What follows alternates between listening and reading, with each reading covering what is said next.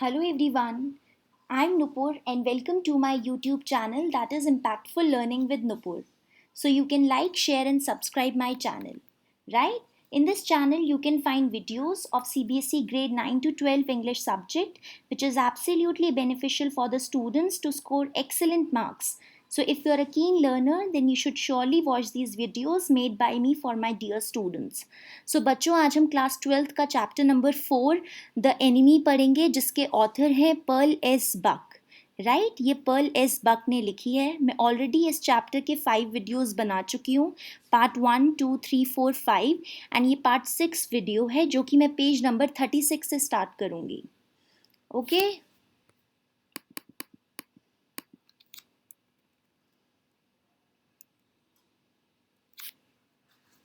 ये स्टार्ट करूँगी मैं व्हेन सदाव केम पे और ये फिनिश होता है क्विल्ट ओवर द मैन पे. Right? So when Sadao came in the third day after the operation, he found that the white American man was sitting up and his face was bloodless. Then Sadao suddenly shouted and asked the white American man to lie down because it was not good for him. He checked the white man gently and told him that he might kill himself if he did this again. Then the white man asked Sadao that what was he going to do with him. That white man was barely of 17 years old. He said, "Are you going to hand me over to the Japanese army or to the Japanese police?" This is what he asked to Sadao.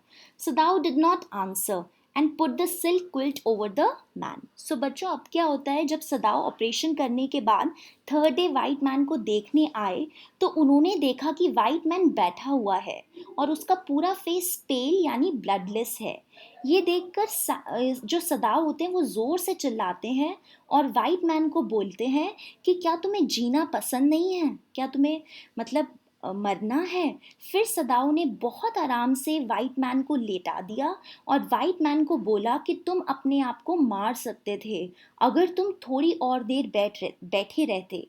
White man 17 years की as का लगभग था, मतलब लगभग as उनकी 17 years old थी white man की. और उसने सदाओ से पूछा कि तुम मेरे साथ क्या करोगे, क्या तुम मुझे जापानीज आर्मी को हैंड ओवर कर दोगे. ओके तुम मुझे उस जापानीज पुलिस को हैंड ओवर कर दोगे. इस बात पर सदाओ ने कोई आंसर नहीं दिया वाइट मैन को और वाइट मैन के ऊपर सिल्क की क्विल्ट डाल दी. ठीक है, अब हम पैरा 2 पढ़ेंगे जो कि आई डू नॉट नो से माई सेल्फ से स्टार्ट है and she was in trouble पे फिनिश होता है. So Sadao told the white man that he was confused and did not know what to do with him and asked him to not to speak anything until he asked for it. They both looked at each other for a moment and then the white man turned his face to the wall. Outside the door, Hannah was waiting for Sadao and she was looking troubled also. सो बच्चों अब क्या होता है सदाओ ने white man से कहा कि वो कंफ्यूज्ड है कि उसके साथ वो क्या करे, पुलिस को हैंड ओवर करे या ना करे. और सदाओ वाइट मैन को ऑर्डर देते हैं कि वो एक भी वर्ड ना बोलें. दोनों ने एक दूसरे की तरफ थोड़ी देर के लिए देखा और उसके बाद वाइट मैन ने वॉल की तरफ अपना फेस कर दिया. दरवाजे के बाहर हाना सदाओ का वेट कर रही थी और हाना थोड़ी परेशान भी लग रही थी. सदाओ ने जब हाना को देखा तो वो थोड़ी परेशान लग रही थी. ठीक है, अब हम नेक्स्ट पैरा पे आएंगे जो कि स्टार्ट होता है सदाओ यूमी टेल्स से एंड ये फिनिश होएगा पेज नंबर 37 पे.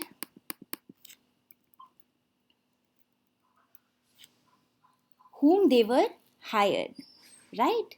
So Yumi told Sadao that they could not hide the white man, American man more as their servants denied to stay at their house as they felt that Sadao and Yumi had forgotten to think of their own country first and they think like Americans. But Sadao said to Yumi that he knew that Americans were their enemies but he had been trained not to let a man die if he could help it. But Yumi said that the servants were not accepting the white man and they were unable to understand to value the human life first and rest of the things comes afterwards.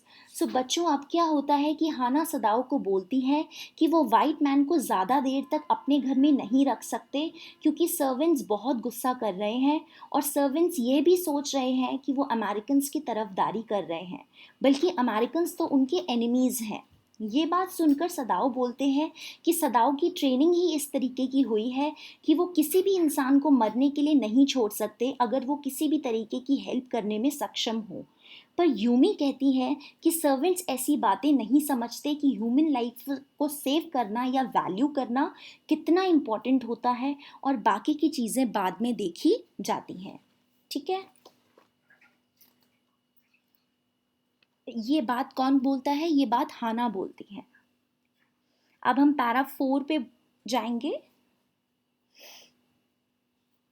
जो कि start होता है neither seemed able से and ये finish होगा why did he not let him bleed पे, right? So both Hannah and Sadao were quiet for a while after discussing about the servants and their problems. And later on, the household took its own pace again.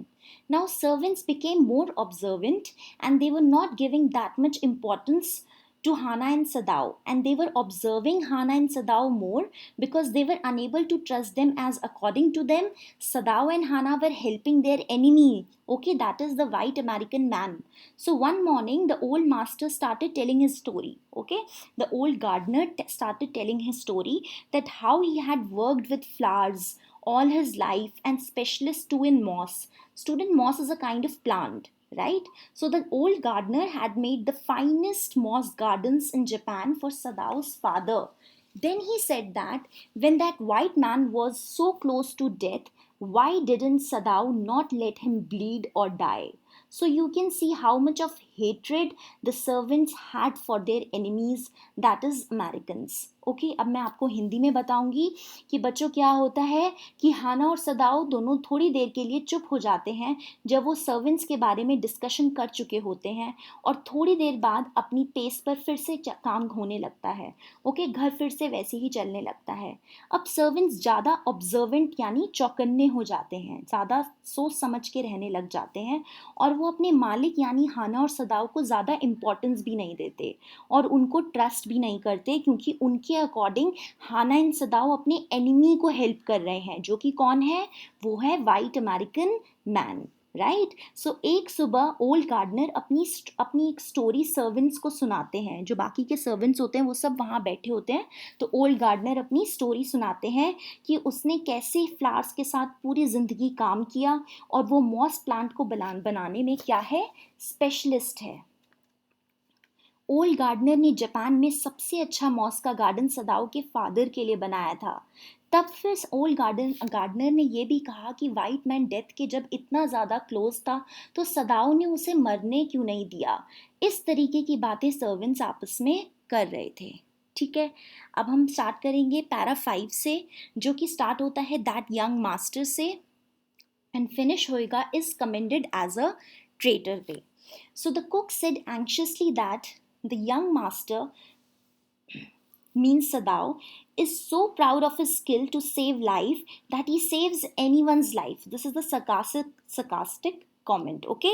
And then she skillfully, cut the neck of a bird and let its blood flow into the roots of a wisteria vina. Okay, blood is the best fertilizers, and the old gardener would not let her waste any of it.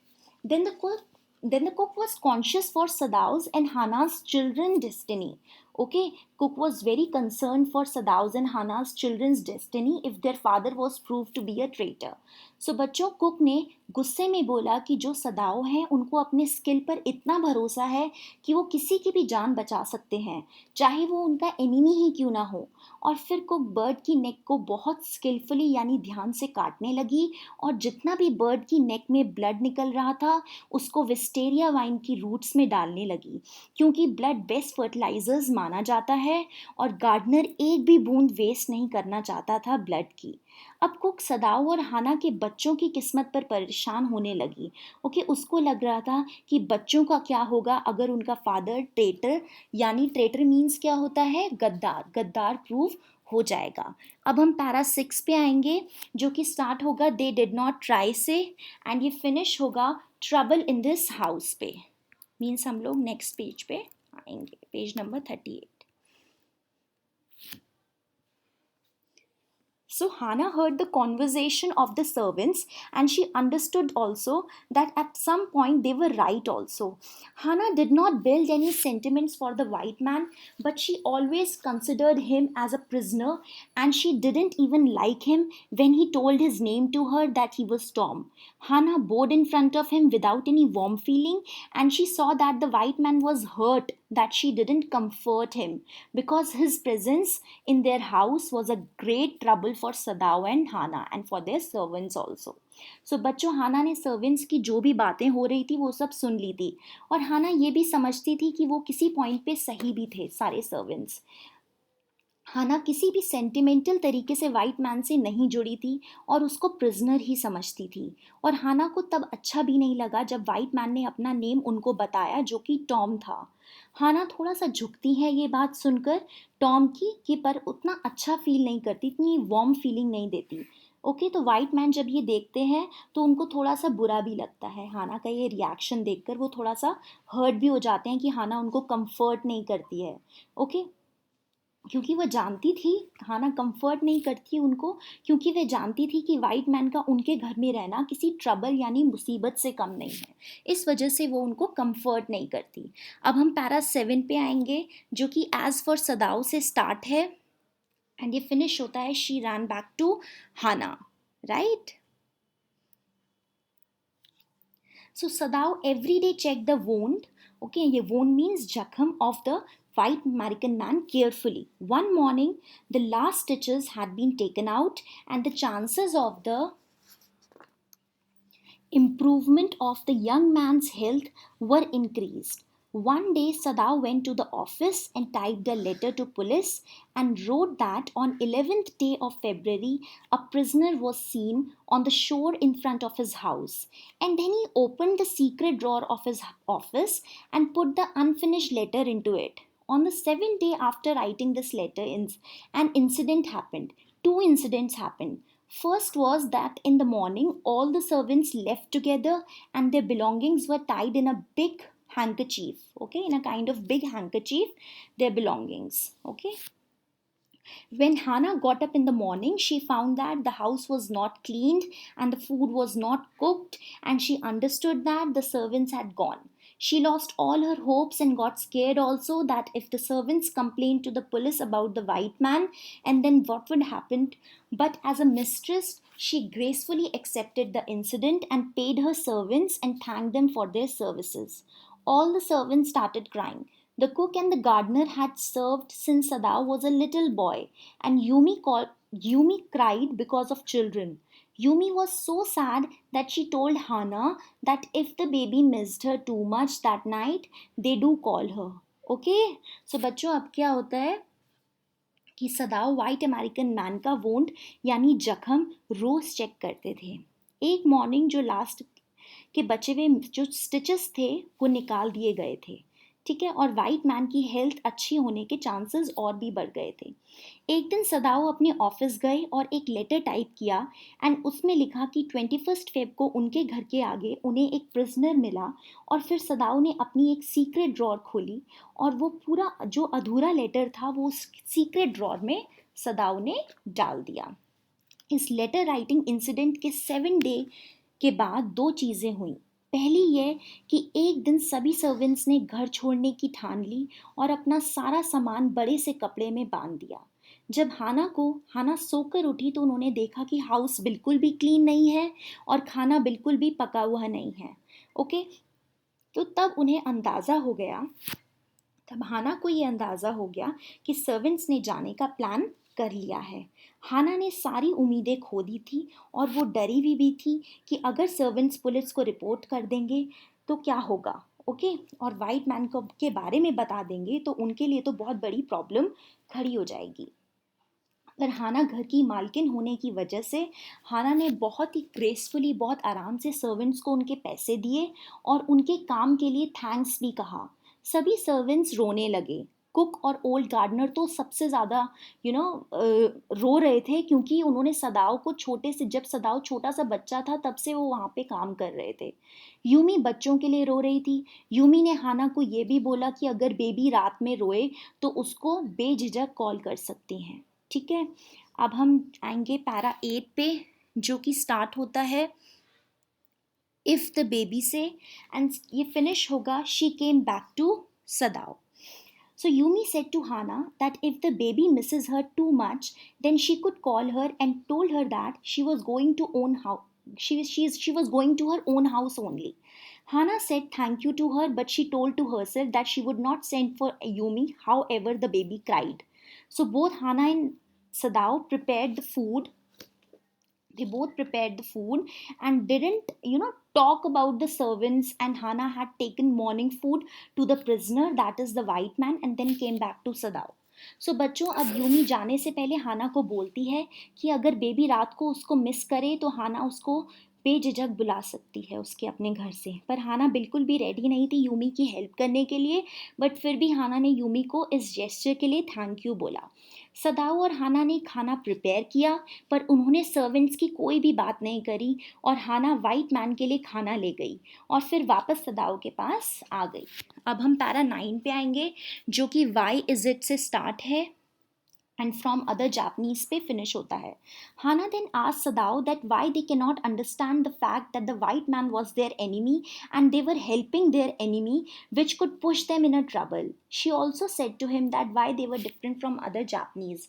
Hana ने सदाओ से पूछा कि क्यों वो इस fact को समझ नहीं रहे हैं कि वाइट मैन उनका एनिमी है और वो एक एनिमी को हेल्प कर रहे हैं, और इसकी वजह से वो बहुत बड़ी प्रॉब्लम में फंस भी सकते हैं.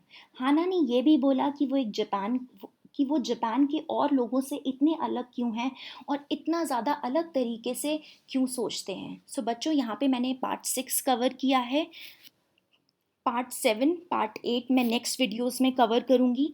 एक बार मैंने आपको इंग्लिश में एक्सप्लेन किया है, एक बार हिंदी में एक्सप्लेन किया है. जो भी लैंग्वेज आपको कंफर्टेबल लगती है आप उस पर फोकस कर सकते हैं, right? So I hope this video has given you the absolute clarity, as you can also find that I have given every paragraph's explanation in English also and in Hindi also. So you can like and share this channel or this video among grade 12 students, and don't forget to subscribe this channel. Thank you so much. And the name of the channel is Impactful Learning with Nupur. Thank you.